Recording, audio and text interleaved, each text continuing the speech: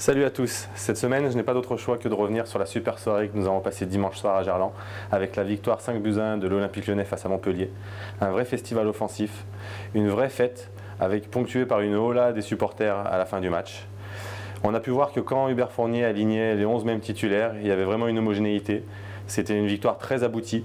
On a pu voir que chacun a mis sa performance au service du collectif, nos milieux de terrain très solides qui récupéraient très haut le ballon et qui permettaient à nos attaquants de se projeter très vite vers l'avant.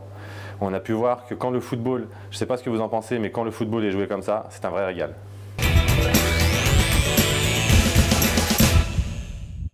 Alors cette semaine, ce que j'ai aimé, c'est le renouveau de Gourcuff.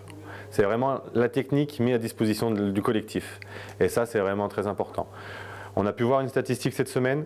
Derrière Ibra, c'est le joueur le plus efficace de la Ligue 1. Une action décisive, passe ou but, toutes les 118 minutes. C'est pas rien.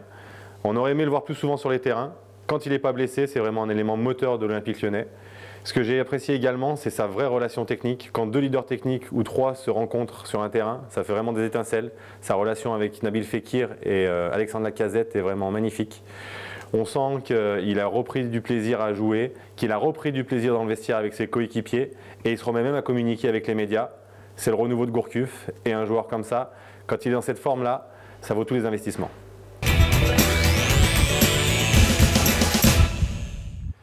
Alors ce qui m'a moins plu cette semaine, c'est le trop grand nombre d'occasions concédées par l'Olympique Lyonnais à partir du troisième but. On en a encaissé un. Et si Anthony Lopez ne fait pas l'arrêt sur le coup franc qui évite le 3-2, je pense qu'on aurait vécu une fin de match bien plus compliquée que ça, car Montpellier s'était mis à pousser. Ce qui m'a déplu également, c'est le trop grand nombre de cartons jaunes que nous avons pris, ce qui a mis en difficulté l'équipe et ce qui va nous porter préjudice contre Nice, ce qui coûte une suspension à Maxime Gonalon. Et on sait que depuis le début de saison, on a gagné 15 points à domicile et on n'a pris que 2 points à l'extérieur sur nos 4 matchs à l'extérieur. Et on sait que notre milieu de terrain est notre grande force cette année. Donc je pense que ça va être un peu compliqué pour nous, pour ce déplacement, de ne pas avoir notre milieu défensif.